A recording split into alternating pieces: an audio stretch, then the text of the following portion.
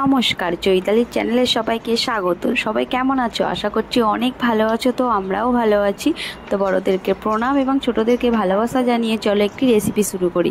সেটা হলো এই দেখো, জ্যান্ত শিঙি মাছ আর পেঁপে কাঁচকলা স্পেশাল একটা জিনিস দিয়ে ঝোল বানাবো। তো চলো, ঝোলটা কিন্তু অনেক টেস্টি এবং উপকারী হতে চলেছে। দেখো, মাছটা প্রথম ডিপেতে অনেকগুলো মাছ যাওয়ানো ছিল, তার মধ্যে দুটো বের করে নেব। তো আমার তো ভীষণ ভয় লাগে, তাই আমি বের করতে পারছি না, তাই আমার ভাই বের করে দিচ্ছে। তো মাছটা দেখো কত ছটফট করছে। তো ওর মাথায় আমি একটু নুন দিয়ে দিয়েছি। তো নুন দিলে ওরা কিন্তু মারা যাবে, তাও কিন্তু নড়ছে। তো একটা বড় মাছ এবং ছোট মাছ এতেই হয়ে যাবে। বের করে নিয়েছি। দেখো, ও কিন্তু এবার একটু নেতিয়ে পড়ছে। তো কি কি সবজি দিয়েছি চলো এবার দেখিয়ে দিই তোমাদেরকে। আর বাদবাকি মাছগুলো আবার জল দিয়ে জাইয়ে রেখে দেবো। তো এখানে দিয়েছি পেঁপে, কাঁচকলা, আলু, আর স্পেশাল জিনিসটা হচ্ছে এই যে এই পাতাটা। এটা কি তোমরা চেনো বন্ধুরা? বলো, যদি চিনে থাকো অবশ্যই কমেন্ট করে বলবে। এটা যেরকম এর রস থেতো করে বা সিদ্ধ করে খাওয়া যায়, কিন্তু ঝোলেও দিয়ে খাওয়া যায়। তো খুব টেস্টি এবং উপকারী হয়। আর দিয়ে দেবো হচ্ছে আদা, কাঁচা লঙ্কা। তো চলো আদা কাঁচা লঙ্কাটা পেস্ট করে নিই। আর এখানে দেখো, মাছ কেটে ধুয়ে পরিষ্কার করা হয়ে গেছে। মিক্সিতে গোটা জিরে, আদা, কাঁচা লঙ্কা বেটে নেব। তারপর বেটে নেব হচ্ছে কালো সর্ষে,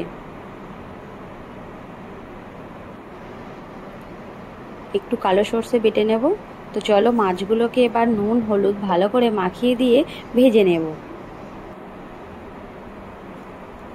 শিঙি মাছগুলোকে নুন হলুদ মাখিয়ে দিয়ে ভেজে নেব। তো মাছগুলো ভাজার সময় না প্রচুর তেল ছিটকায়, তার জন্য আমি সাবধানে ভাজছি। দেখো, কড়াইতে তেল দিয়ে এখন মাছগুলোকে ভেজে নেব।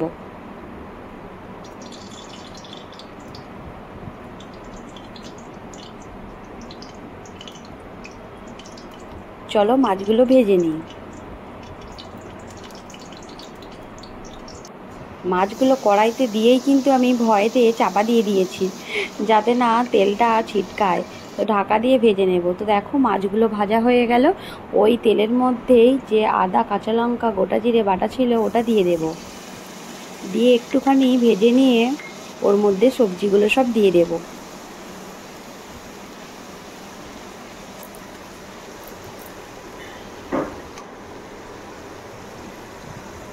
ওর মধ্যে সমস্ত সবজিগুলো দিয়ে দেব।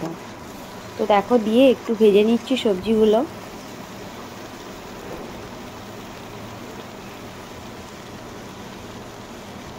তারপর দিয়ে দেব লবণ আর হলুদ গুঁড়ো, দিয়ে খুব ভালো করে ভেজে নেব।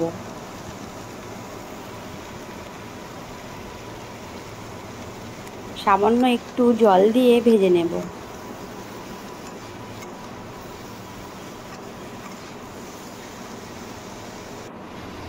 তারপর দিয়ে দেবো গোটা জিরে গুঁড়ো আর ধনে গুঁড়ো, দিয়ে খুব ভালো করে মিক্স করে নেব। তারপর দিয়ে দেবো জল। তো দেখো, সবজিটা ভালোভাবে ভাজা হয়ে গেছে। এবার দিয়ে দেবো এর মধ্যে জল। চলো, জল দিয়ে ঢাকা দিয়ে সিদ্ধ করে নিই সবজিগুলোকে।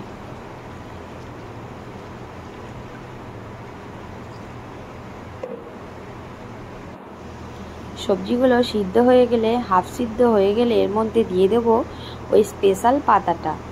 তো প্লিজ বন্ধুরা, তোমরা কিন্তু কমেন্ট করে জানাবে ওটা কী শাক। এটা কিন্তু অনেক উপকারী জিনিস একটা।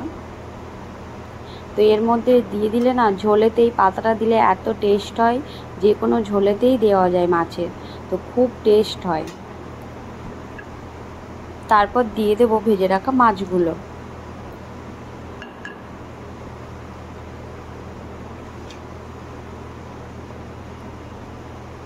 সমস্ত সবজি সিদ্ধ হয়ে গেলে নামিয়ে নেব। দেখো, এখানে নামিয়ে নিয়েছি। এবার তরকারিটা সাঁতলে নেব। তার জন্য দিয়েছি দুটো তেজপাতা আর শুকনো লঙ্কা, আর দিয়ে দেবো হচ্ছে 5 ফোড়ন। তো একটুখানি 5 ফোড়নটা ভেজে নিয়ে ওর মধ্যে সবজিগুলো, তরকারিটা দিয়ে দেব।